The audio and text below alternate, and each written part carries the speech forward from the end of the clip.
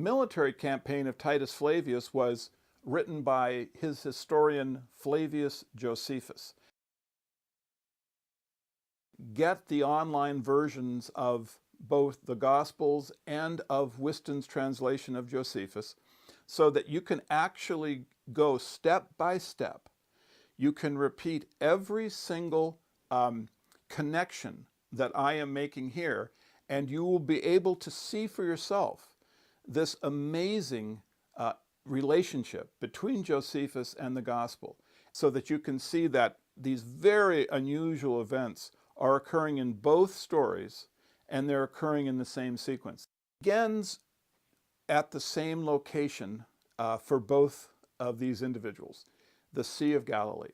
At the Sea of Galilee, Jesus comes and tells his disciples that from now on, if you follow me, you will catch men. Now, this is mirrored by the experience that Titus Flavius has, where he comes to the Sea of Galilee. His men go out into the sea to attempt to destroy the Jews who are in their fishing boats. The boats are sunk, the Jews attempt to swim to safety, and the Romans catch them like fish. Here you have this odd parallel between Jesus and Titus. It's the same location. It's at the beginning of the ministries of both of these individuals. And you do have this very odd parallel concept of fishing for men. You then have a strange story in both Josephus's tale of Titus's military campaign and the Gospels, where you have to keep holy the Sabbath by restoring a right hand. Then as you go through the story of the demons of Gadara, you'll see that it is an exact parallel to the Battle of Gadara that Titus had, where you even have you can actually lay what happens to the herd, where they rush to, how they drowned. The stories are very, very similar, and in fact, the parallels between the tales have been covered by many scholars. After the time in the Galilean countryside, you now have a point of decision where Titus decides to go on to Jerusalem, and he sends his troops ahead of him, a certain group of them, to meet him there. Jesus has the exact same event. He decides suddenly that he has to go on to Jerusalem, and the Gospels say he sends his messengers ahead. And when you compare them in their sequence, you can see that this event of Jesus, the events that occurred to him as he was outside Jerusalem, are definitely all simply were based upon what is happening to Titus as his military campaign goes forward. He enters Jerusalem during a pilgrimage festival. He delivers a woe oracle against Jerusalem. He is seized by the leading citizens.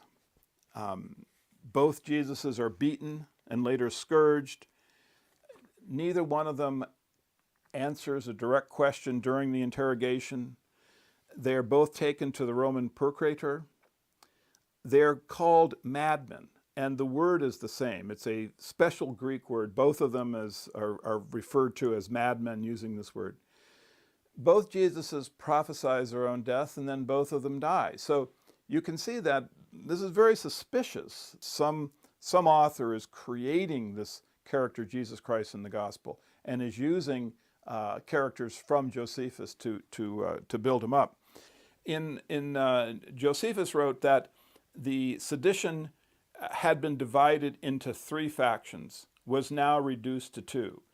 At this point in the Gospels, Jesus is asked if he came to bring peace on earth.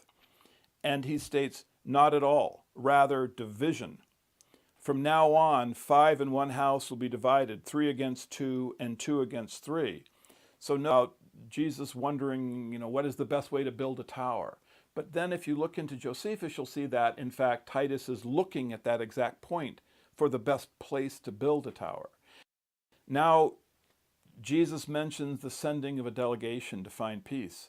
Titus sends a delegation to find peace. In the Gospels, you have the triumphant entrance of Jesus.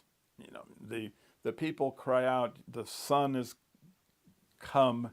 And then you have this bizarre story where Jesus is told to make these people quiet down, and he says, oh, no, no, if they were quiet, that the stones themselves would cry out. And then Jesus goes on and states that something has been blackened from your eyes, hidden from you, so you can't see it. It doesn't really make a lot of theological sense, but when you place that story in context with Josephus, it just comes to life, because it is at this point that Josephus makes his famous mistake. Titus has his entrance into the city at this point. He fires a stone from a catapult, and it goes right into the city. The Jews have a watchman who cries out when he sees the stone coming. But Josephus wrote that the watchman didn't say, a stone is coming. Josephus made a mistake, supposedly. He wrote, the watchman cried out, the Son cometh. So this, in context, again, is amazing. The stone cries out. This is followed then by a description of the Romans being aware that the Jews can see the stone, and so they blacken it. They hide it from their eyes. Jesus, at this point, drives out the thieves from the area in front of the temple. This famous story of Jesus driving out the polluters of the temple area. At this point in the storyline in Josephus, Titus gets control of the area in front of the temple.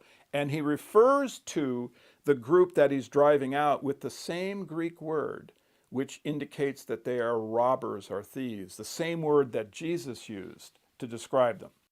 To understand where Christianity came from, and this is direct evidence.